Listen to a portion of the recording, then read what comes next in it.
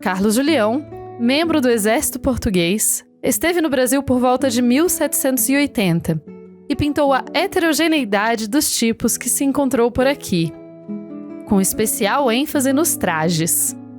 Publicou o livro Riscos Iluminados de Figurinos de Negros e Brancos dos Usos do Rio de Janeiro e Cerro Frio. São desse livro as imagens que escolhemos para fazer as reconstruções históricas do projeto Traje Brasilis. Entre as mulheres brancas retratadas, há uma senhora que porta um dos trajes de maior indicação de alta ascendência social. Um vestido facilmente encontrado entre a nobreza e alta burguesia europeia do período. Ele tem um nome próprio na história da moda. É um robe à l'anglaise. A senhora que vai vestir esse robe à l'anglaise aguarda a chegada de sua costureira para a última prova da roupa. Como está em casa, porta apenas a peça mais íntima do seu guarda-roupa do século XVIII, a chemise. Uma espécie de camisolão longo que protegia as roupas externas da oleosidade e dos cheiros do corpo. Após a chemise, a próxima peça de roupa costumava ser o par de meias. Embora ostentar meias brancas e limpas fosse uma forma de demonstrar status, meias de outras cores também existiam. E como nessa época as meias não tinham elasticidade, para segurá-las no lugar era necessário o uso de jarreteiras. Algumas mulheres usavam apenas fitas de cetim, mas muitas jarreteiras eram bordadas com desenhos e por vezes dizeres. Depois vinham os enchimentos ou suportes de saia. Para armar a saia e deixá-la na silhueta desejável do período, usavam-se dois tipos de suporte, os bum pads e os paniers. O panier era uma peça de uso mais formal. Chegava até a ser obrigatório em algumas cortes europeias. Mas também podia ser utilizado por mulheres de elite em outros eventos, como festas cívicas ou celebrações religiosas. Era uma armação lateral, com aros feitos de junco, cana da Índia ou barbatana de baleia. Eles podiam ser grandes ou pequenos, como esse petit panier que vocês estão observando. Como esse modelo de panier é uma gaiola fechada por baixo, ele mesmo funciona como um bolso interno da roupa, acessível justamente por um vão na parte de cima da peça. A saia, que virá por cima, também terá um sistema de amarração que facilita o acesso a esse bolso. Depois vinham os esteies.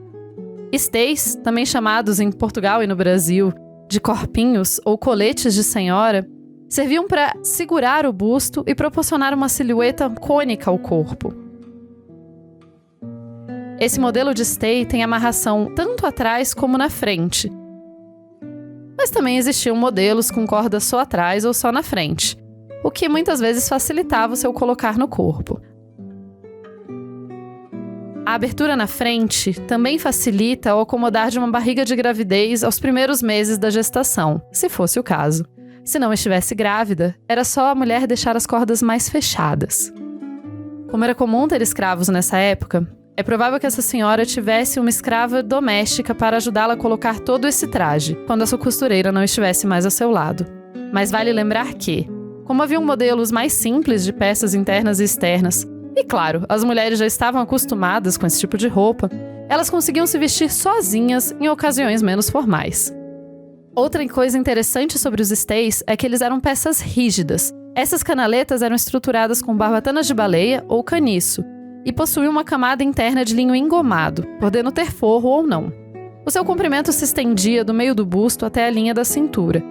Sua fabricação exigia mão de obra especializada. Saindo um pouco do quesito roupas íntimas, vamos para a saia propriamente dita. Percebam que a saia é colocada por amarração com fitas. Esse sistema permite que a lateral da saia tenha uma abertura para acessar os bolsos internos desse período. Além disso, a mulher pode engordar ou emagrecer, que, como trata-se de amarrar um nó com mais ou menos sobra de corda, a saia sempre serve. Vale lembrar o quanto tecidos eram caros nesse período. A Revolução Industrial ainda dava seus primeiros passos na Inglaterra. Vejam que primeiro amarra-se à frente, colocando o nó por baixo do stay, para não fazer muito volume no ventre, e depois amarra-se atrás. Agora, a parte de cima do vestido. Uma espécie de jaqueta com sobressaia. De novo, como os tecidos eram muito caros no século XVIII, e essa senhora já está com uma saia amarela por baixo, o fato de a jaqueta ter uma sobressaia na parte traseira é uma ostentação. Essa sobressaia não é uma peça com uma finalidade utilitária, como descrevemos algumas peças anteriores. É apenas uma afirmação de status desse modelo de vestido. Na parte interna da jaqueta, também é um sistema de amarração para ajustar bem a peça ao corpo e permitir que a mulher engorde ou emagreça.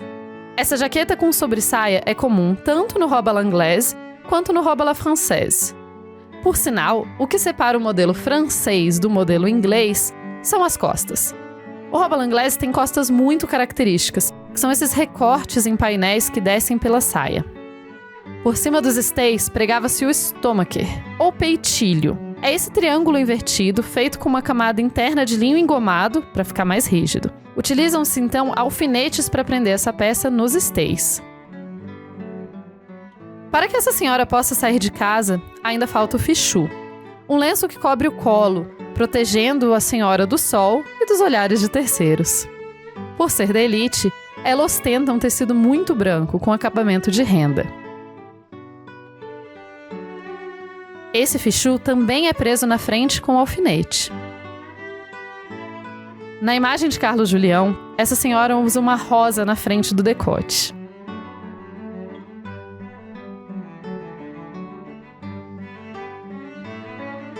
E por último, um tocado sobre os cabelos. Tocado é essa touquinha branca, também presa por alfinetes, que está por cima do cabelo já tratado com os produtos de limpeza e beleza do período. O pomatum, uma pomada feita com banha de carneiro e de porco, e um pó feito normalmente de amido de milho, que dá esse ar esbranquiçado ao cabelo. E está pronto o robe à l'anglaise. Mas se esse era um vestido facilmente encontrado nas cortes europeias, você pode estar se perguntando, em que tipo de evento ele pode ser utilizado pela elite colonial? Vamos dar o exemplo das festas públicas. Estamos em pleno antigo regime e em terras coloniais de uma metrópole absolutista. A figura do rei é de extrema importância, mesmo em terras longínquas. Uma época em que existiam fortes relações entre a Igreja Católica e o poder monárquico. Todas as datas monárquicas eram também comemoradas com celebrações religiosas. Nas colônias, a celebração dessas datas tinha como principal objetivo fazer presente a imagem do poder real, estabelecendo um elo entre o rei, geograficamente distante, e os seus súditos. Muitas foram as festas organizadas para comemorar os nascimentos, casamentos, coroações dos membros da família real. Como também as demonstrações de pesar e de dor pela morte de um deles. Aqui, isso mesmo, em pleno solo brasileiro. Quer oportunidade melhor para essa senhora usar o seu melhor vestido?